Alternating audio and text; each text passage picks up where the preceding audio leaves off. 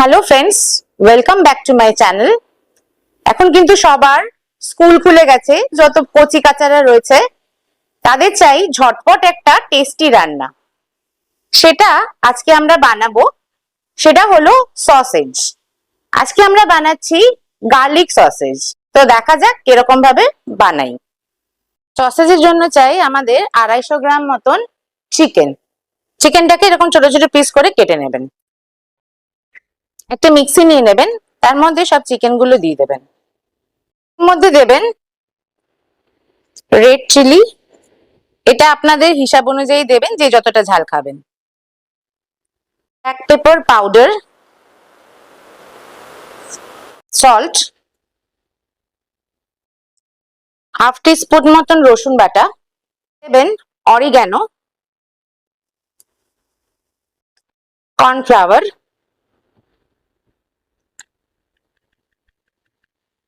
লাস্টে দেবেন কিছু তেল।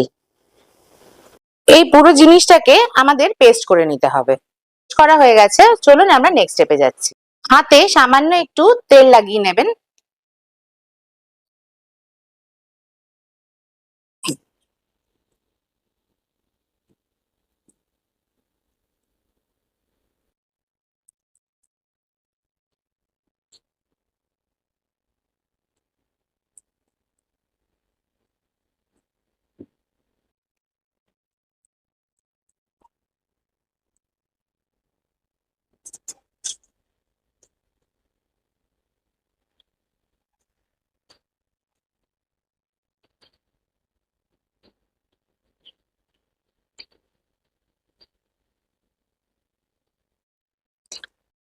হিসাব অনুযায়ী কিন্তু সাইজটা ছোট বা বড় করতে পারেন।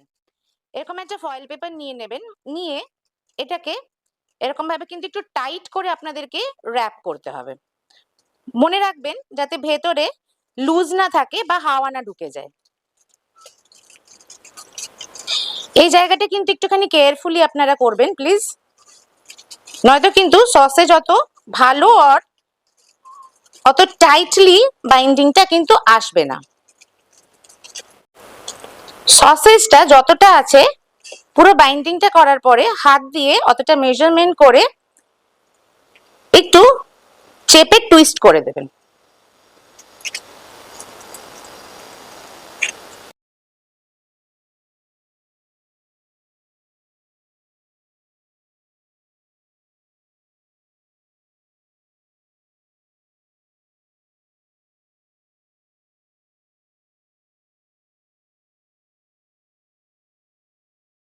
দেখুন আমাদের প্রত্যেকটা সসেজ কিন্তু রেডি হয়ে গেছে। এখন আমরা আগে থেকে জল গরমে বসিয়ে দিয়েছিলাম।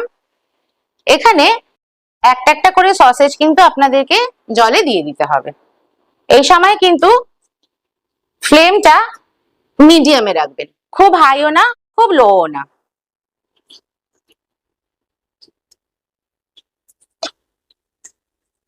এটাকে 10 থেকে 15 মিনিট ঢাকা দিয়ে বয়েল করতে হবে। আমার 10 মিনিট মতন হয়ে গেছে। এখন কিন্তু আপনারা একটা একটা করে সসেজ গুলো তুলে নেবেন। এটা কিন্তু জলে রাখবেন না, আর এক্ষুনি কিন্তু আপনারা র‍্যাপ খুলবেন না, তাহলে কিন্তু সসেজ গুলো টাইট হবে না আর একদমই ভেঙে যাবে। সসেজ গুলো আমাদের তোলা হয়ে গেছে। এগুলো কিন্তু পুরো ঠান্ডা হওয়া অবধি আপনাদেরকে এরকম ভাবেই রেখে দিতে হবে। আমরা ফেরত চলে এসেছি, এটা কিন্তু একদম ঠান্ডা হয়ে গেছে। এবার আমরা একে একে করে র‍্যাপ গুলো খুলে ফেলবো।